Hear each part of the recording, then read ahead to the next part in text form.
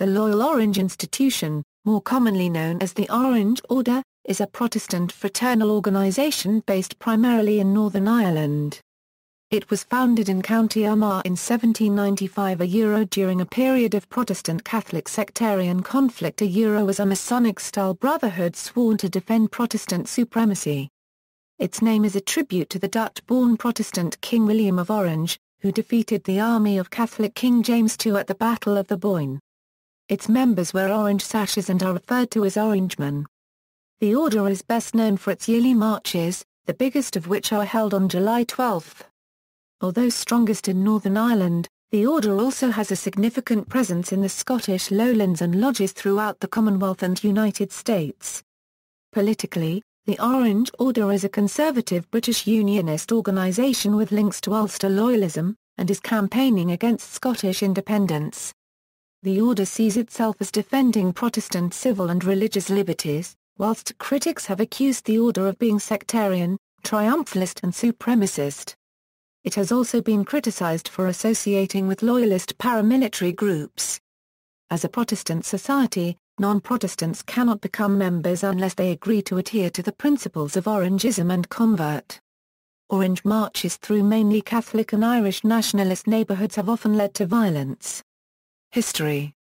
The Orange Institution commemorates the civil and religious liberties conferred by William of Orange, the Dutch prince who became King of England, Scotland, and Ireland in the Glorious Revolution of 1688.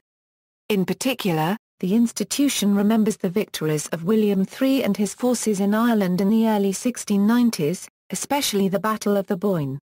The 1689 Bill of Rights granted civil and religious liberties on Protestant subjects, and the Glorious Revolution strengthened Parliament in relation to the monarchy.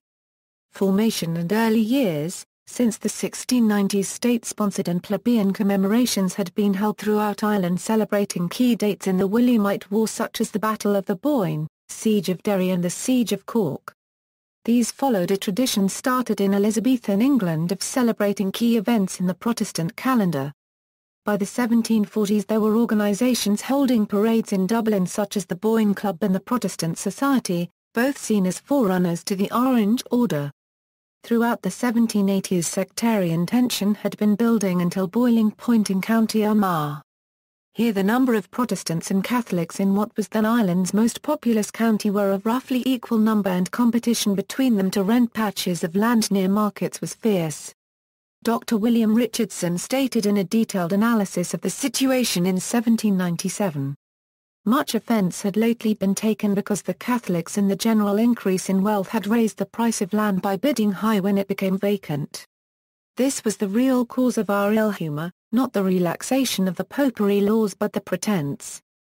By 1786, drunken brawls in the Markethil area of County Armagh between groups known as the Bourne Fleet, Bunker Defenders, and the Napch Fleet had become openly sectarian, despite originating in a quarrel between two Presbyterians. They then reorganized as the Protestant Pepo des Boys and the Catholic Defenders. The next decade in County Armagh was marked by a raging sectarian conflict between both groups. Lord Gosford observed of the Pepo des Boys that they were a low set of fellows who with guns and bayonets, and other weapons break open the houses of the Roman Catholics, and as I am informed treat many of them with cruelty. Some Protestant gentry gave weapons to Catholics so that they could defend themselves. Soon, however, guns were also being given out to the Protestant boys to defend them from attacks by Catholics. The sectarian violence soon spread to South Armagh where Catholics were a majority and turned on the Protestants with a ferocity not seen for more than a century. The point of no return occurred on January 28, 1791, when Catholics cut off the tongue and fingers of Mr. Barclay, a popular schoolmaster from Forkhill, and his wife. As the same hereditary enmities handed down from generation to generation raged to the fore, violence spread to neighbouring counties. In July 1795 a Reverend Devine has preached a sermon at Drumcree Church to commemorate the Battle of the Boyne. In his History of Ireland Vol I, the historian Francis Plowden described the events that followed this sermon. Reverend Devine so worked up the minds of his audience, that upon retiring from service, on the different roads leading to their respective homes, they gave full scope to the anti-papistical zeal, with which he had inspired them. Falling upon every Catholic they met, beating and bruising them without provocation or distinction, breaking the doors and windows of their houses, and actually murdering 2 unoffending Catholics in a bog. This unprovoked atrocity of the Protestants revived and redoubled religious rancor. The flame spread and threatened a contest of extermination. Battle of the Diamond, in September 1795 at a crossroads known as the Diamond, near Loughborough, defenders and Pepo Day boys gathered to fight each other. This initial standoff ended without battle when the priest that accompanied the defenders persuaded them to seek a truce after a group called the Bleary Boys came from County Down to reinforce the Pepo Day boys. When a contingent of defenders from County Tyrone arrived on September 21, however, they were determined to fight. The Pepo Day boys quickly regrouped and opened fire on the defenders. According to William Blacker, the battle was short and the defenders suffered not less than 30 deaths.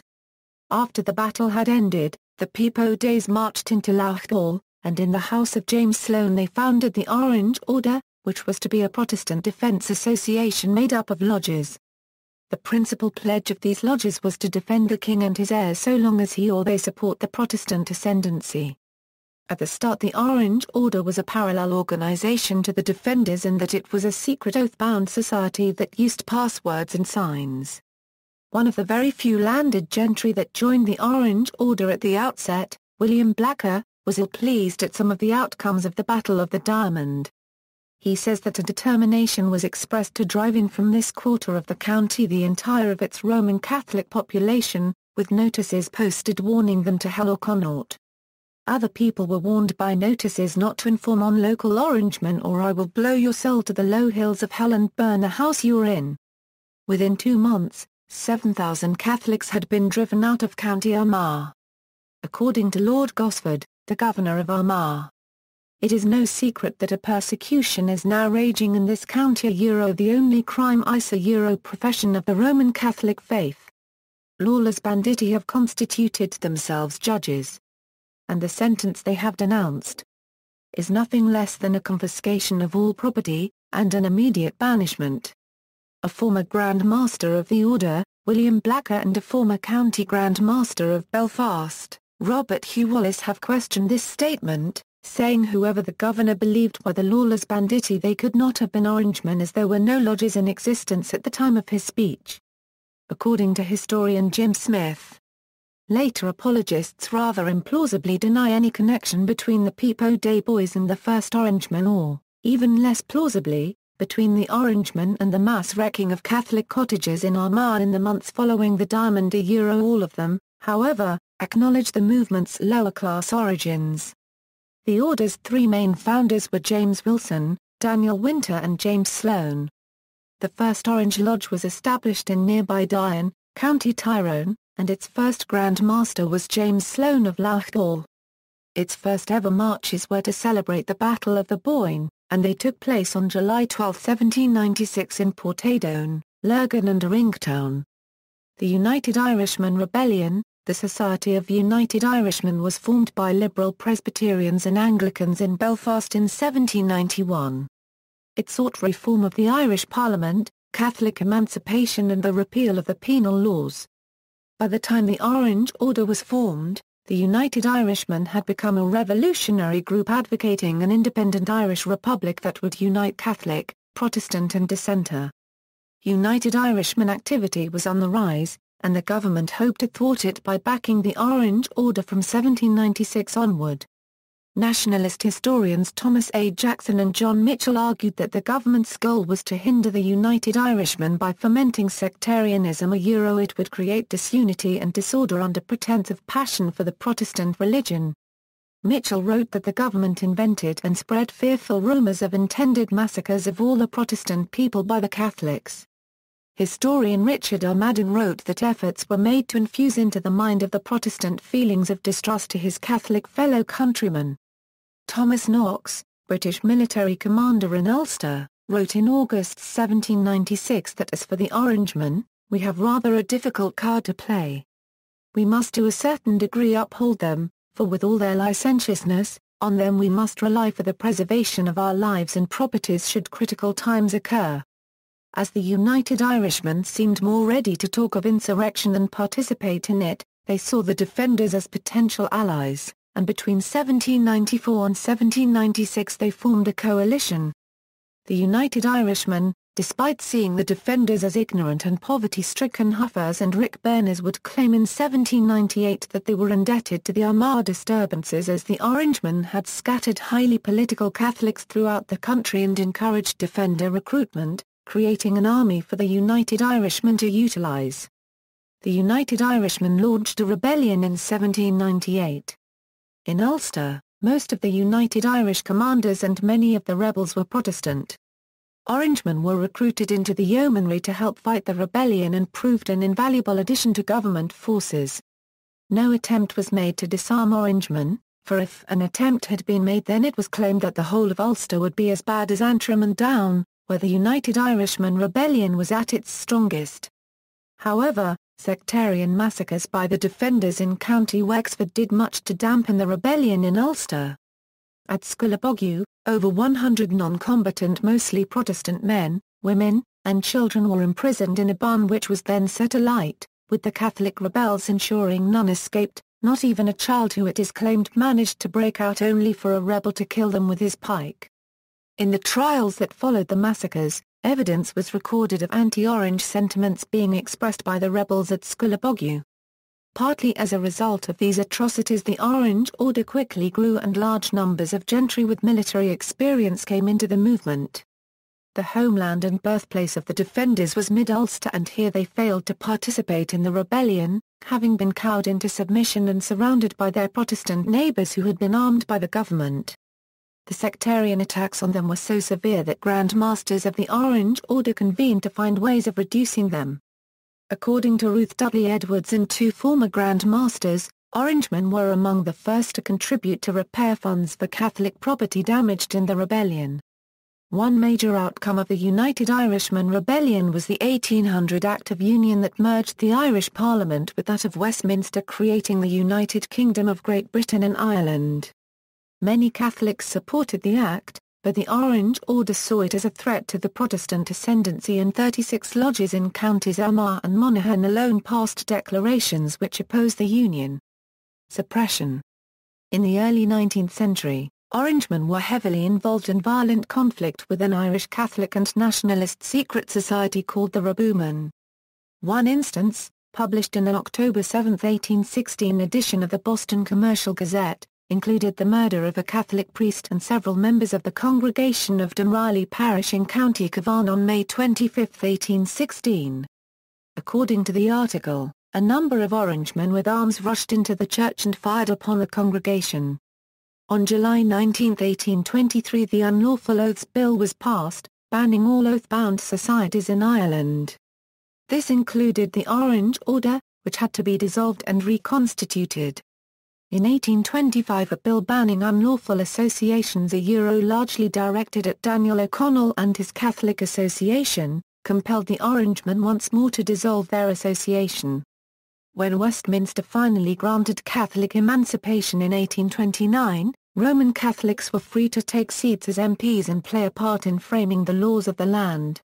The likelihood of Irish Catholic members holding the balance of power in the Westminster Parliament further increased the alarm of Orangemen in Ireland, as O'Connell's repeal movement aimed to bring about the restoration of a separate Irish Parliament in Dublin, which would have a Catholic majority, thereby ending to the Protestant ascendancy.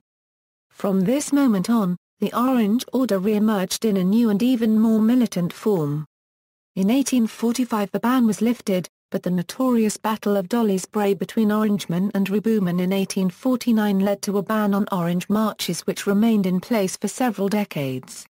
This was eventually lifted after a campaign of disobedience led by William Johnston of Ballyclebeg. Revival. By the late 19th century, the order was in decline. However, its fortunes were revived by the spread of Protestant opposition to Irish nationalist mobilisation in the Irish Land League and then around the question of Home Rule. The order was heavily involved in opposition to Gladstone's first Irish Home Rule Bill 1886, and was instrumental in the formation of the Ulster Unionist Party.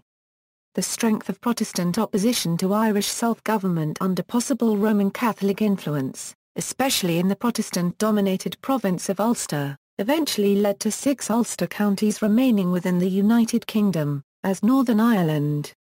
In the first decade of the 20th century, the order suffered a split when Thomas Sloane left the organisation to set up the independent Orange Order. Sloane had been suspended after running against a Unionist candidate on a pro-Labour platform in an election in 1902. Role in the partition of Ireland. In 1912 the Third Home Rule Bill was introduced in the British House of Commons. However, its introduction would be delayed until 1914. The Orange Order, along with the British Conservative Party and Unionists in general, were inflexible in opposing the bill. The order helped to organise the 1912 Ulster Covenant, a pledge to oppose Home Rule which was signed by up to 500,000 people. In 1911 some Orangemen began to arm themselves and train as a militia called the Ulster Volunteers. In 1913 the Ulster Unionist Council decided to bring these groups under central control, creating the Ulster Volunteer Force, a militia dedicated to resisting Home Rule. There was a strong overlap between Orange Lodges and UVF units. A large shipment of rifles was imported from Germany to arm them in April 1914, in what became known as the Lahn gun running. However, the crisis was interrupted by the outbreak of the World War I in August 1914. This caused the Home Rule Bill to be suspended for the duration of the war. Many Orangemen served in the war, with the 36th Division suffering heavy losses, and commemorations of their sacrifice are still an important element of Orange ceremonies. The Fourth Home Rule Act was passed as the Government of Ireland Act 1920. The 6 northeastern counties of Ulster became Northern Ireland and the other 26 counties became Southern Ireland. This self-governing entity within the United Kingdom was confirmed in its status under the terms of the Anglo-Irish Treaty of 1921, and in its borders by the Boundary Commission Agreement of 1925. Southern Ireland became first the Irish Free State in 1922 and then in 1949 a republic under the name of Ireland. Since 1921, the Orange Order had a central place in the new state of Northern Ireland. From 1921 to 1969, every Prime Minister of Northern Ireland was an Orangeman and member of the Ulster Unionist Party. All but 3 cabinet ministers were Orangemen. All but 1 Unionist senators were Orangemen. And 87 of the 95 MPs who did not become cabinet ministers were Orangemen. James Craig, the first Prime Minister of Northern Ireland, maintained always that Ulster was in effect Protestant and the symbol of its ruling forces was the Orange Order.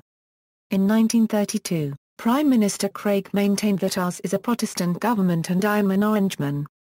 This was in response to a speech the year before by Eamon Valera in the Irish Free State claiming that Ireland was a Catholic country for a Catholic people in a debate about protests against a Protestant woman being appointed as librarian in County Mayo. 2 years later he stated, "I have always said that I am an Orangeman first and a politician and a member of this parliament afterwards. All I boast is that we have a Protestant parliament and a Protestant state." At its peak in 1965, the Order's membership was around 70,000, which meant that roughly 1 in 5 adult Protestant males were members. Since 1965, it has lost a third of its membership, notably in Belfast and Derry.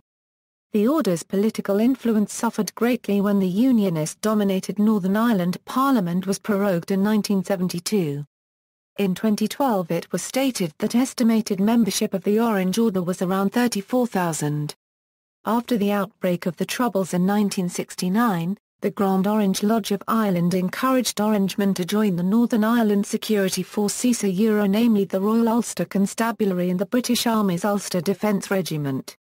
The response from Orangemen was strong. Over 300 Orangemen were killed during the conflict, the vast majority of them members of the security forces. Some Orangemen also joined Loyalist paramilitaries. During the conflict, the Order had a fractious relationship with Loyalist paramilitaries, the Democratic Unionist Party, the Independent Orange Order and the Free Presbyterian Church. The Order urged its members not to join these organizations, and it is only recently that some of these intra-unionist breaches have been healed. Drumcree dispute. The Drumcree dispute is perhaps the most well-known episode involving the order since 1921. On the Sunday before July 12 each year, Orangemen in Portadown would traditionally march to and from Drumcree Church. Originally, most of the route was farmland, but is now the densely populated Catholic part of town. The residents have sought to reroute the march away from this area, seeing it as triumphalist and supremacist. There have been intermittent violent clashes during the march since the 19th century. The onset of the Troubles led to the dispute intensifying in the 1970s and 1980s. At this time, the most contentious part of the march was the outward leg along Abin Street. After serious violence 2 years in a row, the march was banned from Abin Street in 1986. The focus then shifted to the return leg along Garvafey Road. Each July from 1995 to 2000, the dispute drew worldwide attention as it sparked protests and violence throughout Northern Ireland, prompted a massive police army operation, and threatened to derail the peace process. The situation in Portadown was likened to a war zone, and a siege. During this time the dispute led to the deaths of at least 6 Catholic civilians. In 1995 and 1996, residents succeeded in stopping the march. This led to a standoff at Drumcree between the security forces and thousands of Orangemen loyalists. Following a wave of loyalist violence, the march was allowed through. In 1997, security forces locked down the Catholic area and forced the march through, citing loyalist threats. This sparked widespread protests and violence by Irish nationalists. From 1998 onward the march was banned from Garvafey Road and the Catholic area was sealed off with large barricades. Each year there was a major standoff at Drumcree and widespread loyalist violence. Since 2001 things have been relatively calm, but the order still campaigns for the right to march on Garvafey Road. Beliefs and activities. Protestantism. The basis of the modern Orange Order is the promotion and propagation of biblical Protestantism, and the principles of the Reformation. As such the order only accepts those who confess a belief in a Protestant religion. As well as Catholics, non-creedal and non-Trinitarian Christians are also banned. This includes members of the Church of Jesus Christ of Latter-day Saints, Unitarians, Orthodox Christians, and some branches of Quakers, although these denominations do not have large congregations where most Orange lodges are found. There is not a ban on close members of families belonging to these groups. Previous rules specifically forbade Roman Catholics and their close relatives from joining, but modern rules now use the wording non-reformed faith. Converts to Protestantism can join by appealing to Grand Lodge. Masonic influences. Some evangelical groups have claimed that the Orange Order is still influenced by Freemasonry. Many Masonic traditions survive, such as the organization of the order into lodges. The order has a system of degrees through which new members advance. These degrees are interactive plays with references to the Bible. There is particular concern over the ritualism of higher degrees such as the Royal Arch Purple and the Royal Black institutions. Sabbatarianism. The order considers the fourth commandment to forbid Christians to work, or engage in non-religious activity generally, on Sundays, to be important. When the 12th of July falls on a Sunday, the parades traditionally held on that date are held on the Monday instead. In March 2002 the order threatened to take every action necessary, regardless of the consequences, to prevent the Ballymena show being held on a Sunday. The County Antrim Agricultural Association complied with the order's wishes. Politics. The Orange Order is strongly linked to British Unionism. This is a political ideology that supports the continued unity of the United Kingdom. Unionism is thus opposed to, for example, the unification of Ireland and Scottish independence. The Order, from its very inception, was an overtly political organisation.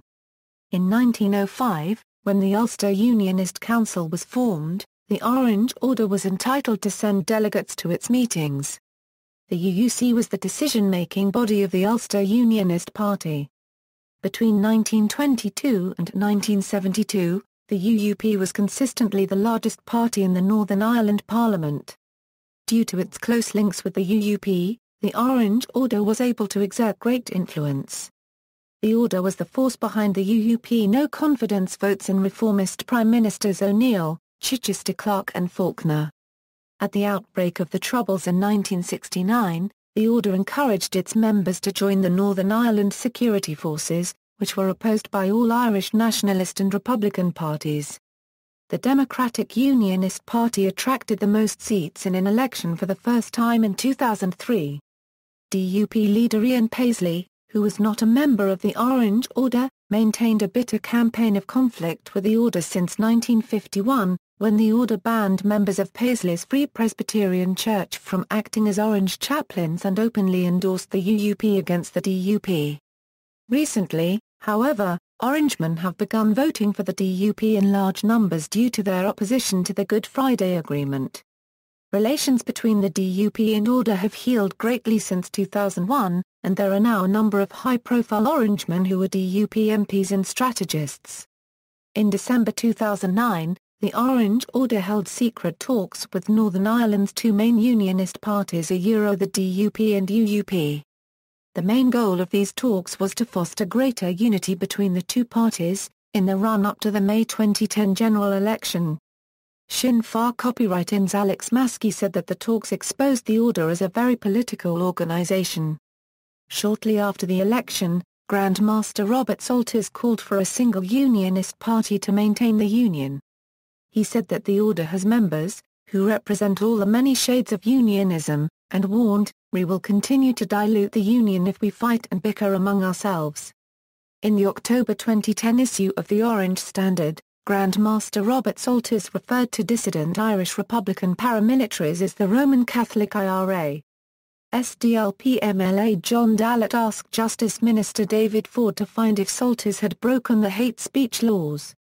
He said, "Linking the Catholic community or indeed any community to terror groups is inciting weak-minded people to hatred, and surely history tells us what that has led to in the past."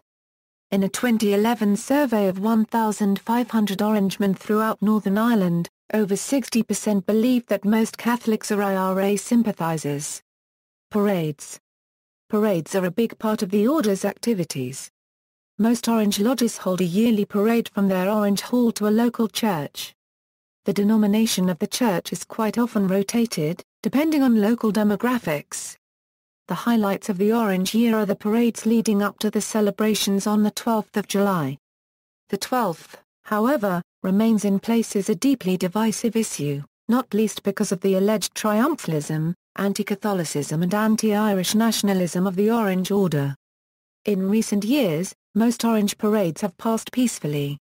All but a handful of the Orange Order parades, at so-called interface areas, where the two communities live next to each other, are peaceful. The Grand Lodge of Ireland does not recognise the Parades Commission, which it sees as having been founded to target Protestant parades, as Protestants parade at 10 times the rate of Catholics. Grand Lodges, however, divided on the issue of working with the Parades Commission. 40% of Grand Lodge delegates oppose official policy while 60% are in favour. Most of those opposed to Grand Lodge policy are from areas facing parade restrictions like Portadown District, Bellaghy, Derry City and Lower Ormia. In a 2011 survey of Orangemen throughout Northern Ireland, 58% said they should be allowed to march through Irish nationalist and Catholic areas with no restrictions. 20% said they should negotiate with residents first. Orange Halls. Monthly meetings are held in Orange Halls. Orange Halls on both sides of the Irish border often function as community halls for Protestants and sometimes those of other faiths, though this was more common in the past. The halls often host community groups such as credit unions, local marching bands, Ulster Scots and other cultural groups as well as religious missions and unionist political parties. Of the approximately 700 Orange Halls in Ireland, 282 have been targeted by arsonists since the beginning of the Troubles in 1968. Paul Butler, a prominent member of Sinn Féin Copyright-In, has said the arson is a campaign against properties belonging to the Orange Order and other loyal institutions by nationalists. On one occasion a member of Sinn Féin Copyright-In's youth wing was hospitalised after falling off the roof of an Orange Hall. In a number of cases halls have been badly damaged or completely destroyed by arson, while others have been damaged by paint bombings, graffiti and other vandalism. The order claims that there is considerable evidence of an organised campaign of sectarian vandalism by Irish Republicans. Grand Secretary Drew Nelson claims that a statistical analysis shows that this campaign began in the last years of the 1980s and continues to the present. Historiography: one of the Orange Order's activities is teaching members and the general public about William of Orange and associated subjects. Both the Grand Lodge and various individual lodges have published numerous booklets about William and the Battle of the Boyne, often aiming to show that they have continued relevance, and sometimes comparing the actions of William's adversary James II with those of the Northern Ireland Office. Furthermore, historical articles are often published in the Order's newspaper The Orange Standard and the Twelfth Souvenir Booklet. While William is the most frequent subject, other topics have included the Battle of the Somme Division's role in it, St. Patrick, and the Protestant Reformation. There are at least 2 Orange Lodges in Northern Ireland which they claim represent the heritage and religious ethos of St. Patrick. The best known is the Cross of St. Patrick LOL 688, instituted in 1968 for the purpose of claiming St. Patrick. The lodge has had several well-known members, including Reverend Robert Bradford MP, who was the lodge chaplain who himself was killed by the Provisional IRA, the late Ernest Baird. Today Nelson Maycall MLA and Gordon Lucy, director of the Ulster Society, are the more prominent members within the lodge membership. In the 1970s there was also a Belfast lodge called Oidre Auchta Paramiltary LOL 1303, which argued that the Irish language and Gaelic culture were not the exclusive property of Catholics or Republicans. William was supported by the Pope in his campaigns against James Baca Louis XIV of France, and this fact is sometimes left out of Orange histories. Occasionally the Order and the more fundamentalist Independent Order publishes historical arguments based more on religion than on history. British Israelism, which claims that the British people are descended from the Israelites and that Queen Elizabeth II is a direct descendant of the biblical King David, has from time to time been advanced in Orange publications. War commemoration. The Order has been prominent in commemorating Ulster's war dead, particularly Orangemen and particularly those who died in the Battle of the Somme during World War I. There are many parades on and around July 1 in commemoration of the Somme, although the war memorial aspect is more obvious in some parades than others. There are several memorial lodges, and a number of banners which depict the Battle of the Somme, war memorials, or other commemorative images. In the grounds of the Ulster Tower Thiepval, which commemorates the men of the Ulster Division who died in the Battle of the Somme, a smaller monument pays homage to the Orangemen who died in the war. Relationship with loyalist paramilitaries. The Orange Order has been criticized for associating with loyalist paramilitary groups such as the UVF and UDA, which are classified as terrorist organizations. However, it has publicly condemned terrorism and paramilitary violence. Some bands that appear at Orange marches openly display support for loyalist paramilitary groups, such as by carrying paramilitary flags or sporting paramilitary names and emblems. For example, prominent loyalist John Gregg was a member of Cullen Young Conquerors Band, while Coleraine-based Freeman Memorial Band was named after a UVF member who was killed by his own bomb. A number of prominent loyalist militants were members of the Orange Order at the same time. This includes Gusty Spence, Robert Bates, Davy Payne, David Irvine, John Bingham, George Ciarite, Richard Jameson, Billy McAuliffe, Robert McConnell and Ernie Elliott. The banner of Old Boyne Island Heroes Orange Lodge bears the names of John Bingham and Shankill Butcher Robert Bates, who were both members. Another Shankill Butcher, UDA soldier Eddie McIlwain, was pictured taking part in an Orange March in 2003 with a banneret of killed UVF member Brian Robinson. McIlwain was also pictured acting as a steward at a 2014 Orange March. An Orange Order spokesman refused to condemn McIlwain's membership of the Order. On July 12, 1972, at least 50 masked and uniformed members of the Ulster Defence Association escorted an Orange March into the Catholic area of Portadown, saluting the Orangemen as they passed. That year, Orangemen formed a paramilitary group called the Orange Volunteers. This group bombed a pub in Belfast in 1973 but otherwise did little illegal other than collect the considerable bodies of arms found in Belfast Orange halls. Portadown Orangemen allowed known militants such as George Searite to take part in a July 6, 1986 march, contrary to a prior agreement. Searite was a Unionist politician and UVF member who had publicly proposed burning Catholics in ovens. As the march entered the town's Catholic district, the AUC seized Searite and other known militants. The Orangemen attacked the officers with stones and other missiles. When a July 1992 Orange March passed the scene of the Sean Graham bookmakers shooting in which the UDA killed 5 Catholic civilians, Orangemen shouted pro-UDA slogans and held aloft 5 fingers as a taunt to residents. Journalists Henry MacDonald and Jim Cusack said images of Orangemen gloating over the massacre were beamed around the world and were a public relations disaster for the order. Patrick Mayhew, then Secretary of State for Northern Ireland, said the marchers would have disgraced a tribe of cannibals. The incident led to a more concerted effort by residents to have the marches banned from the area. In 2007, a banner commemorating UDA member Joe Bratty appeared at an Orange March. Bratty was said to have orchestrated the massacre.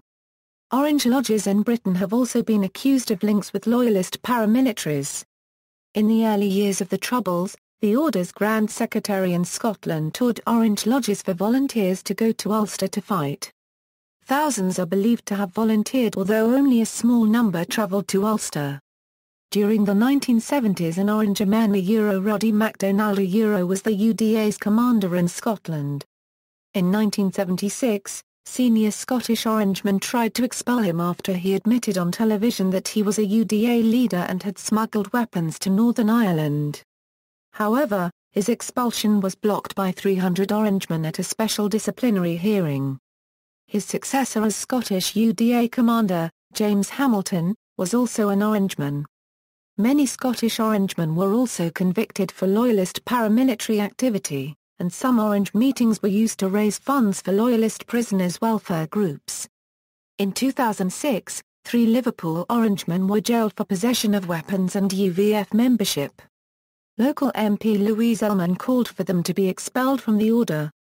During the Drumcree standoffs, loyalist militants publicly supported the Orangemen and launched waves of violence across NI in protest at the Orange March being blocked.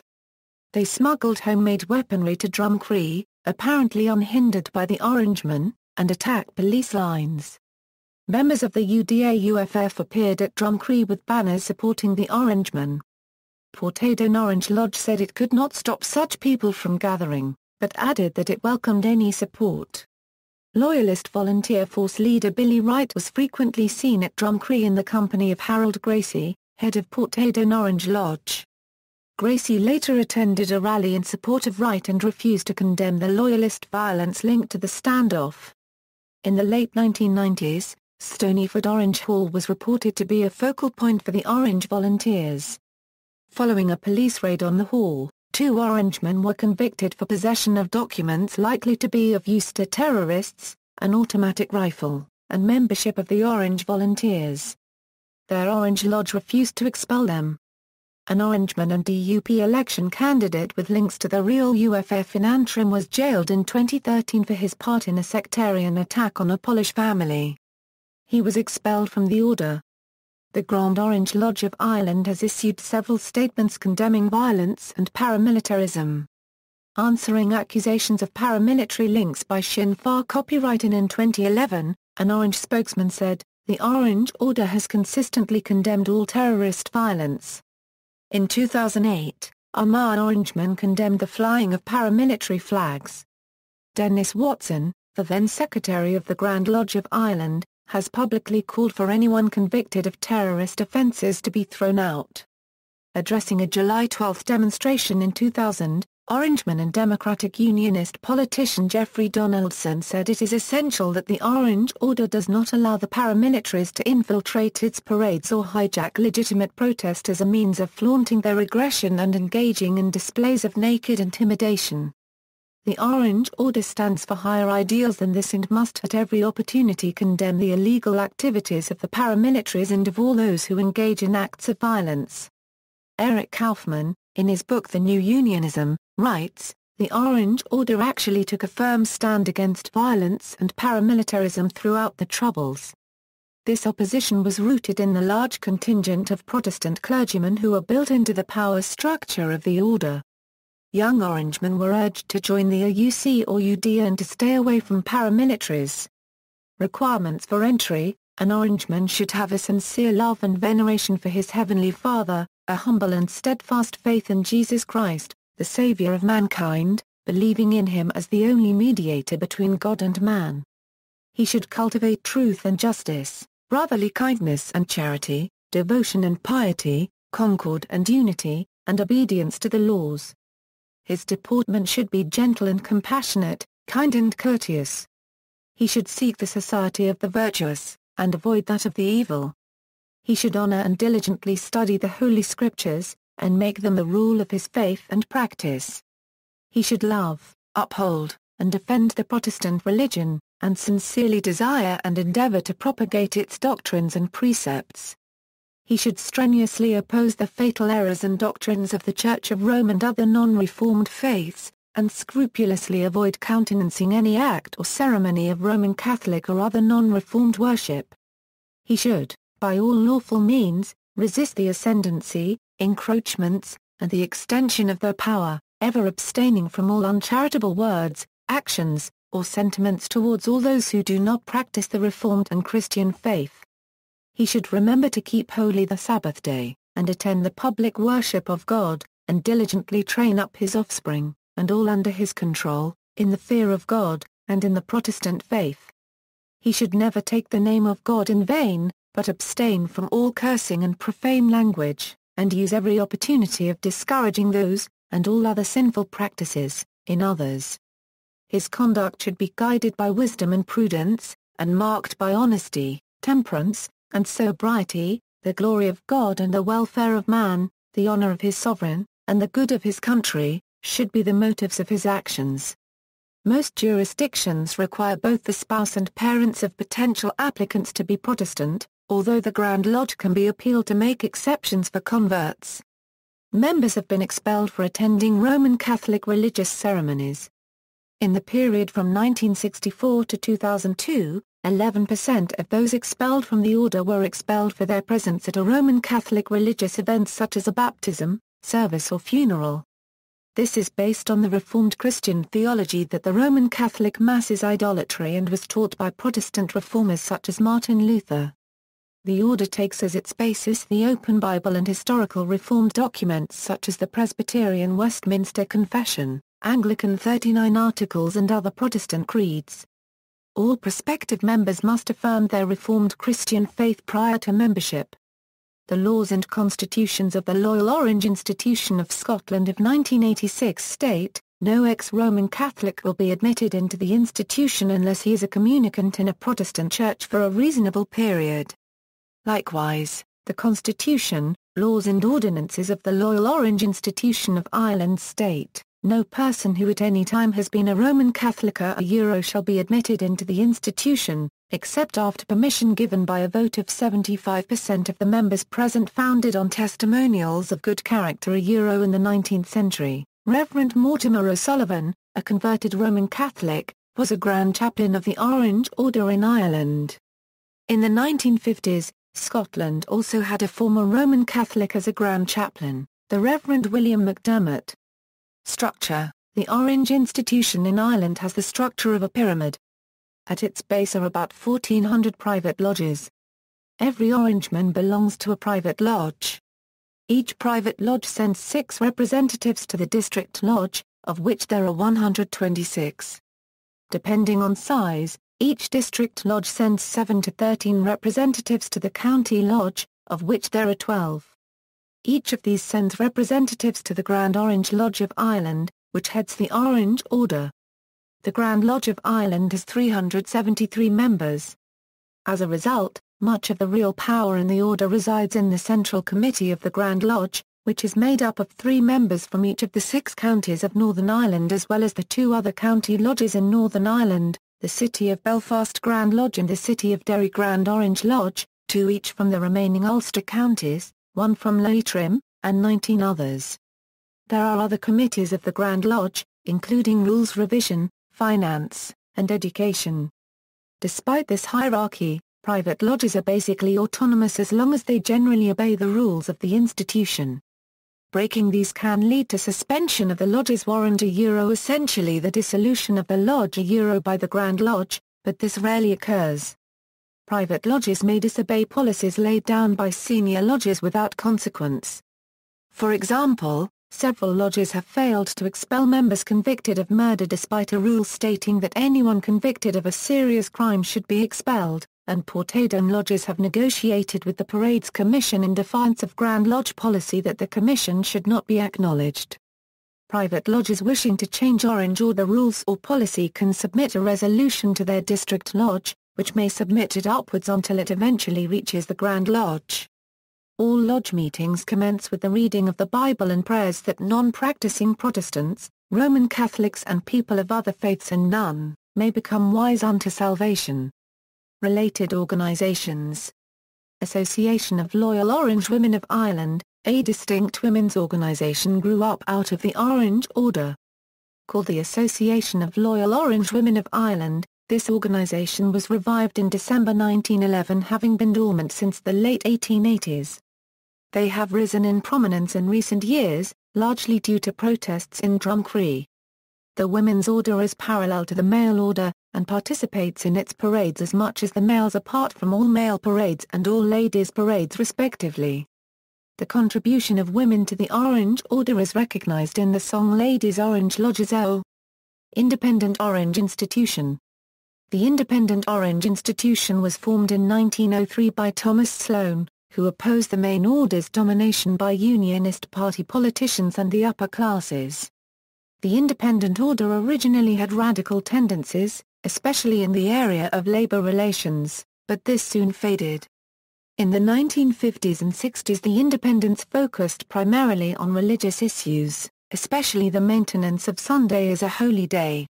With the outbreak of the Troubles, Ian Paisley began regularly speaking at independent meetings, although he is not and has never been a member. As a result, the Independent Institution has become associated with Paisley and his Free Presbyterian Church of Ulster and Democratic Unionist Party. Recently the relationship between the two Orange institutions has improved, with joint church services being held. Some people believe that this will ultimately result in a healing of the split which led to the Independent Orange Institution breaking away from the mainstream order. Like the main order, the Independent Institution parades and holds meetings on the 12th of July. It is based mainly in County Antrim. Royal Black Institution. The Royal Black Institution was formed out of the Orange Order 2 years after the founding of the parent body. Although it is a separate organization, one of the requirements for membership in the Royal Black is membership of the Orange Order and to be no less than 17 years old. The membership is exclusively male and the Royal Black chapter is generally considered to be more religious and respectable in its proceedings than the Orange Order. Apprentice Boys of Derry. The Apprentice Boys of Derry exist for their acts during the Siege of Derry from James II. Although they have no formal connection with the Orange Order, the two societies have overlapping membership. Throughout the world, the Orange Order was brought to other parts of the English-speaking world by Ulster Protestant migrants and missionaries. Grand Lodges have been set up in Scotland, England, Wales, Canada, Australia, New Zealand, the United States, and West Africa. However, the Grand Lodges of Ireland and Scotland have always been the largest by far. The Imperial Grand Orange Council is made up of representatives from all of these various Grand Lodges. It has the power to arbitrate in disputes between Grand Lodges, and in internal disputes when invited. Famous Orangemen have included Dr. Thomas Bernardo, who joined the order in Dublin. Mackenzie Bowell, who was Grand Master of the Orange Order of British North America before becoming the Prime Minister of Canada. William Massey, who was Prime Minister of New Zealand. Harry Ferguson, inventor of the Ferguson tractor. And Earl Alexander, the Second World War general. Mohawk Chief Dr. Aruni Attica, an Oxford scholar, was also a member. Republic of Ireland. The Grand Orange Lodge of Ireland represents lodges in both Northern Ireland and the Republic of Ireland, where Orangism remains particularly strong in border counties such as Donegal, Cavan and Monaghan. Before the partition of Ireland, the Order's headquarters were in Dublin, which at one stage had more than 300 private lodges. After partition, the Order declined rapidly in the Republic of Ireland. The last July 12th parade in Dublin took place in 1937. The last Orange Parade in the Republic of Ireland is at Rossnola, County Donegal, an event which has been largely free from trouble and controversy. It is held on the Saturday before the 12th, as the day is not a holiday in the Republic of Ireland. There are still Orange lodges in 9 counties of the Republic of Ireland: Euro counties Cavan, Cork, Donegal, Dublin, Laois, Leitrim, Louth, Monaghan and Wicklow, but most either do not parade or travel to other areas to do so.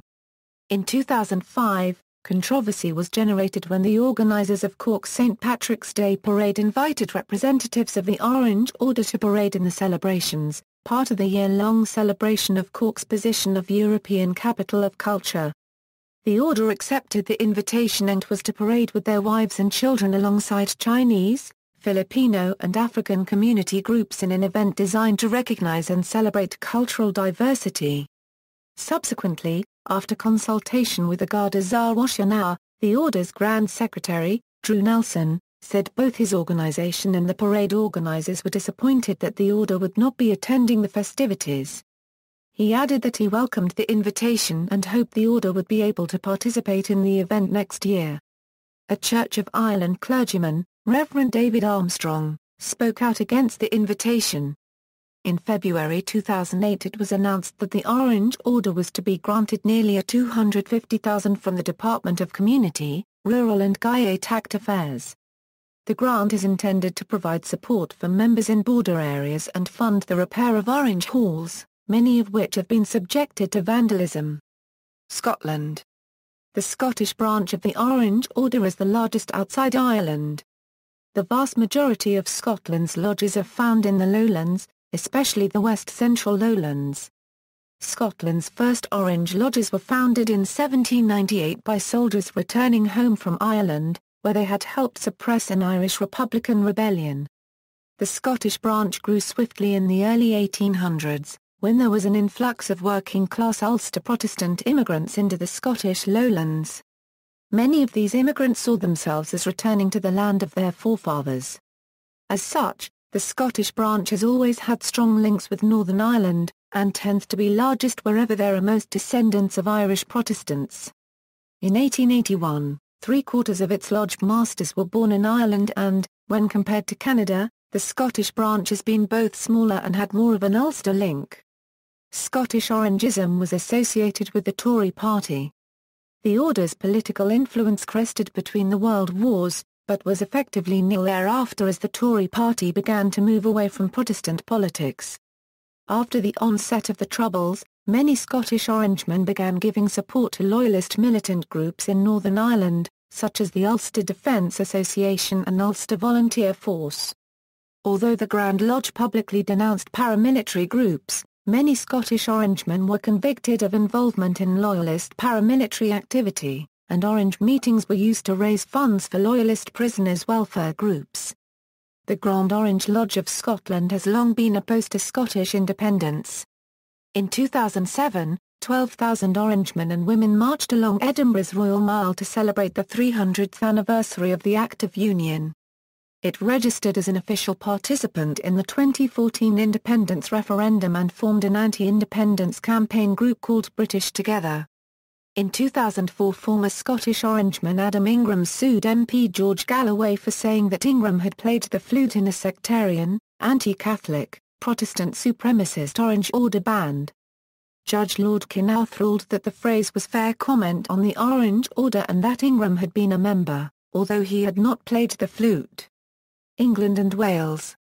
The Orange Order reached England in 1807. Spread by soldiers returning to the Manchester area from service in Ireland. Since then, the English branch of the Order has generally supported the Conservative and Unionist Party. The Orange Order in England is strongest in Liverpool, including Toxteth and Garston. Its presence in Liverpool dates to at least 1819, when the first parade was held to mark the anniversary of the Battle of the Boyne, on July 12. The order was an important component in the founding of the Liverpool Protestant Party in 1909, keeping an association until the party's demise in 1974. The Orange Order in Liverpool holds its annual 12th parade in Southport, a seaside town north of Liverpool. The institution also holds a junior parade there on Whit Monday. The Black Institution holds its Southport parade on the first Saturday in August. The parades in Southport have attracted controversy in recent times, with criticism of the disruption that from the closure of main roads. Other parades are held in Liverpool on the Sunday prior to the 12th and on the Sunday after. These parades along with St. George's Day, Reformation Sunday and Remembrance Sunday go to and from church. Other parades are held by individual districts of the province. In all approximately 30 parades a year. Cymru LOL 1922 was the only Orange Lodge in Wales. A new lodge in Cardiff opened on March 17, 2012. The first new Orange Lodge to be opened there for over 90 years. Canada.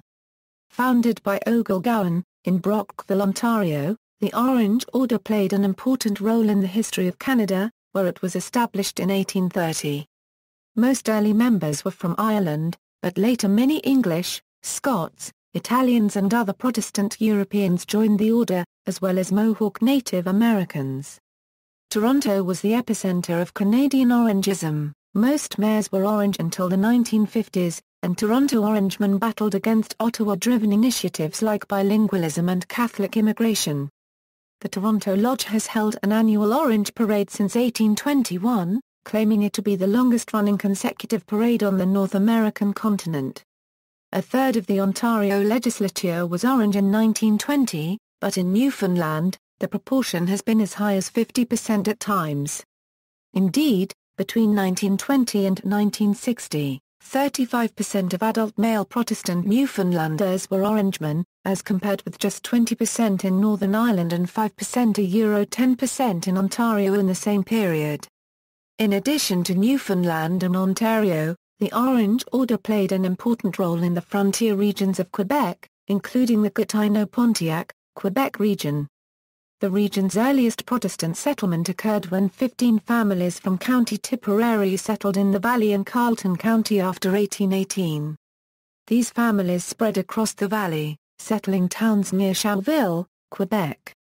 Despite these early Protestant migrants, it was only during the early 1820s that a larger wave of Irish migrants, many of them Protestants, came to the Ottawa Valley region. Orangism developed throughout the region unregistered trademark as Protestant communities, including Bristol, Larchute, Brownsburg, Cherville and Curon. After further Protestant settlement throughout the 1830s and 40s, the Pontiac region's Orange Lodges developed into the largest rural contingent of Orangism in the province. The Orange Lodges were seen as community cultural centers, as they hosted numerous dances, events, parades, and even the teaching of step dancing. Orange parades still occur in the Pontiac-Gatineau-Ottawa Valley area. However, not every community hosts a parade. Now one larger parade is hosted by a different town every year. United States. Participation in the Orange Institution was not as large in the United States as it was in Canada. In the early 19th century, the post-revolutionary Republican spirit of the new United States attracted exiled Protestant United Irishmen such as Wolfe Tone and others. Most Protestant Irish immigrants in the first several decades of the century were those who held to the republicanism of the 1790s, and who were unable to accept Orangism. Loyalists and Orangemen made up a minority of Irish Protestant immigrants during this period. America offered a new beginning, and most descendants of the Ulster Presbyterians of the 18th century and even many new Protestant Irish immigrants turned their backs on all associations with Ireland and melted into the American Protestant mainstream. The first Orange riot on record was in 1824, in Abingdon, New York, resulting from a July 12 march. Several Orangemen were arrested and found guilty of inciting the riot. According to the state prosecutor and the court record, the Orange celebration was until then unknown in the country. The immigrants involved were admonished, "In the United States the oppressed of all nations find an asylum, and all that is asked in return is that they become law-abiding citizens." Orangemen, Reboemen, and United Irishmen are alike unknown. They are all entitled to protection by the laws of the country. Most of the Irish Loyalist emigration was bound for Upper Canada and the Canadian Maritime provinces, where Orange lodges were able to flourish under the British flag. By 1870, when there were about 930 Orange lodges in the Canadian province of Ontario, there were only 43 in the entire eastern United States. These few American lodges were founded by newly arriving Protestant Irish immigrants in coastal cities such as Philadelphia and New York. These ventures were short-lived and of limited political and social impact, although there were specific instances of violence involving Orangemen between Catholic and Protestant Irish immigrants, such as the Orange Riots in New York City in 1824, 1870 and 1871. The Orange Riots of 1870 and 1871 killed nearly 70 people, and were fought out between Irish Protestant and Catholic immigrants. After this the activities of the Orange Order were banned for a time, the order dissolved, and most members joined Masonic orders. After 1871, there were no more riots between Irish Catholics and Protestants. In 1923 the Loyal Orange Institution of the United States of America had 32,862 members in 256 lodges. The office of the Supreme Grand Secretary was at 229 Rhode Island Avenue, Washington, D.C. There was apparently a split in the group in the early 1920s. Qualifications for membership were restrictive. According to their Declaration of Principles, no person who ever was or is a Roman Catholic, or who shall educate, or cause to be educated, his children or any children in his charge, in any Roman Catholic school, convent, nunnery or monastery, shall ever be admitted to membership. The institution maintained a home for sick and aged members. There are currently 2 Orange lodges in New York City, one in Manhattan and the other in the Bronx. The Ulster Scots LOL 1690 was established in Torrance, California in 1998. It was the first new lodge to be instituted in the U.S. for more than 20 years. Australia. The first Orange institution warrant arrived in Australia with the ship Lady Nugent in 1835. It was sewn in the tunic of Private Andrew Alexander of the 50th Regiment. The 50th was mainly Irish, many of its members were Orangemen belonging to the regimental lodge, and they had secretly decided to retain their lodge warrant when they had been ordered to surrender all military warrants, believing that the order would eventually be rescinded and that the warrant would be useful in Australia.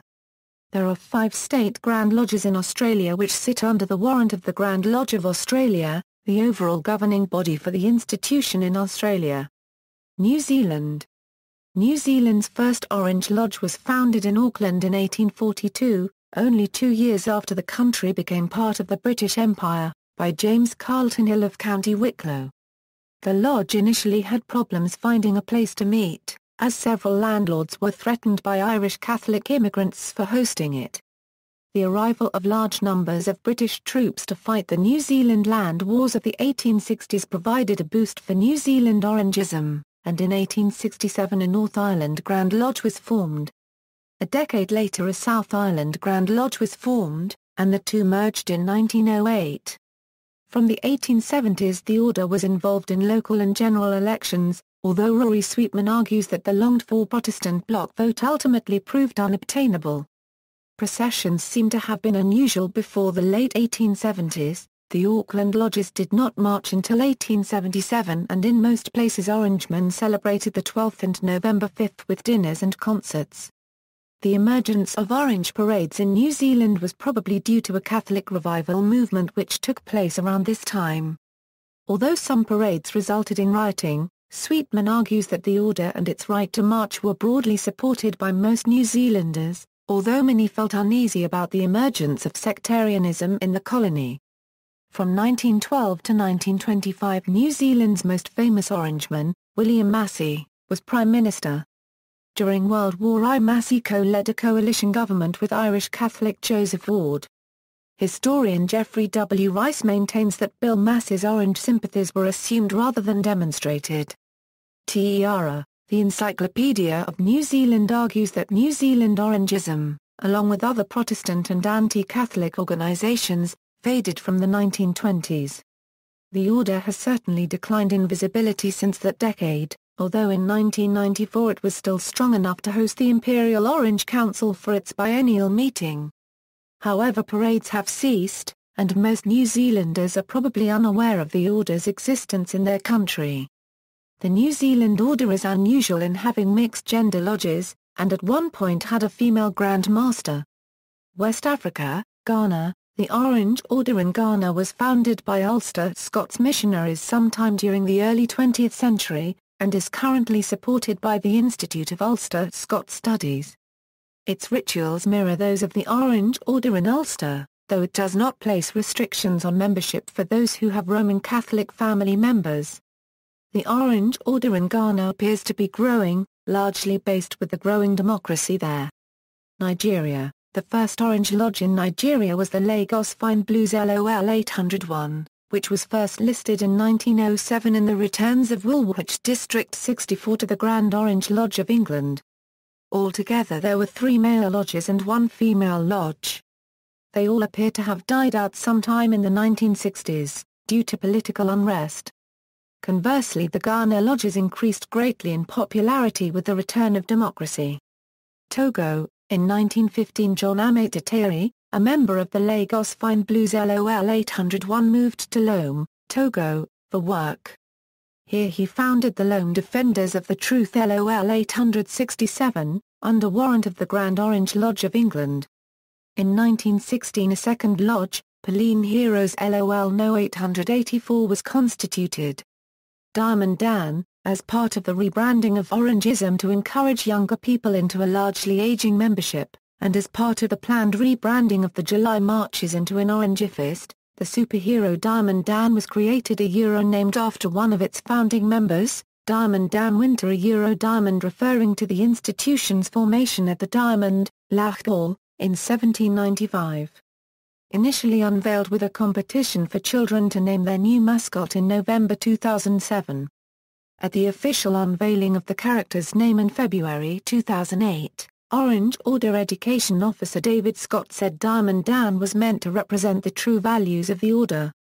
The kind of person who offers his seat on a crowded bus to an elderly lady. He won't drop litter and he will be keen on recycling. There were plans for a range of Diamond Dan merchandise designed to appeal to children. There was however uproar when it was revealed in the middle of a marching season that Diamond Dan was a repaint of illustrator Dan Bailey's well-known Super Guy character, and taken without his permission, leading to the character being lampooned as Bootleg Billy. List of members. Grand Masters of the Grand Orange Lodge of Ireland, 17. William Blacker, 17. Thomas Verner, 1801, George Ogle, 1818, Mervyn Archdore, 18. Earl O'Neill, 1828, Duke of Cumberland, 1836, Earl of Roden, 1845, Earl of Enniskillen, 1886, Earl of Erne, 1914, Sir James Strunge, 5th Baronet, 19. William H. H. Lyon, 1926, Sir Edward Archdale, 1st Baronet, 1941, Sir Joseph Davison, 1948, J. M. Andrews, 1954, Sir William McCreary, 1957, Sir George Clarke, 3rd Baronet, 1968, John Bryans, 1971, Martin Smith, 1996, Robert Salters, 2011, Edward Stevenson, see also, Drumcree conflict, Presbyterian Church in Ireland, Royal Black Institution, Anti-Catholicism, Notes and References. Further reading, Kaufman, Eric. The Orange Order, A Contemporary Northern Irish History. Oxford University Press. Gallagher, Tom. Glasgow, The Uneasy Peace, Religious Tensions in Modern Scotland, 1819–1914. Manchester University Press. ISBN A0-7190-2396-3. McFarland, Elaine. Protestants First, Orangism in 19th-Century Scotland. Edinburgh University Press. ISBN 7486-0202-EXA, Neil, Frank. ISBN 0-7190-2348-3, ed. Sectarian Violence, The Liverpool Experience, 1819–1914, An Aspect of Anglo-Euro-Irish History. Manchester University Press, Sibbert, R.M. Orangism in Ireland and Throughout the Empire. London Senior, H. Orangism in Ireland and Britain, 1795 1836. London Gray, Tony. The Orange Order. The Bodley Head. London. ISBN A0-370-01340-9. Canada and United States, Wilson, David A. The Orange Order in Canada.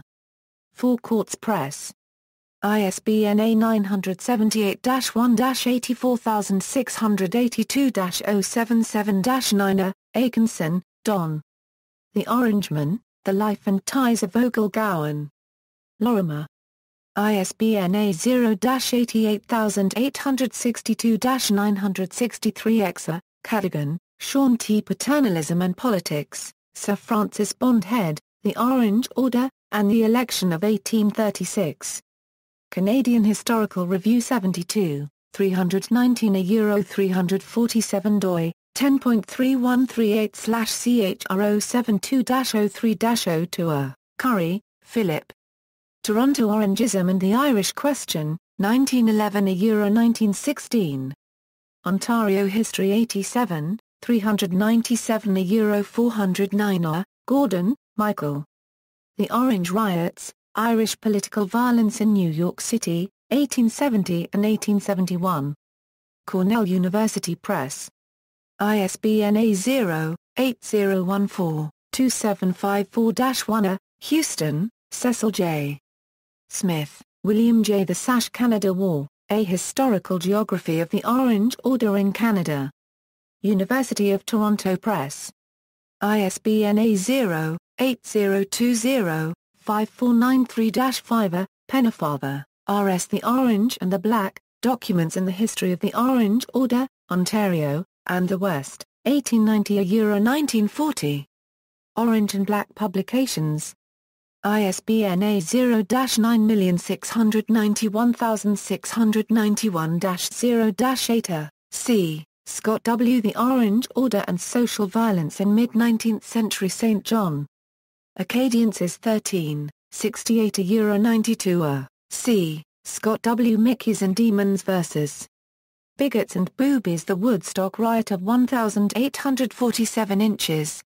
Acadiensis 21, 110–131. C. Scott W. Riots in New Brunswick, Orange Nativism and Social Violence in the 1840s.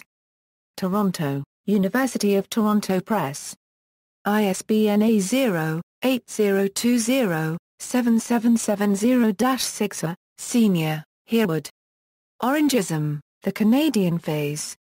Toronto, New York, McGraw-Hill Ryerson. ISBN A0-07-092998. Way, Peter. The Canadian Tory Rebellion of 1849 and the Demise of Street Politics in Toronto. British Journal of Canadian Studies 10, 10–30. Winder, Gordon M.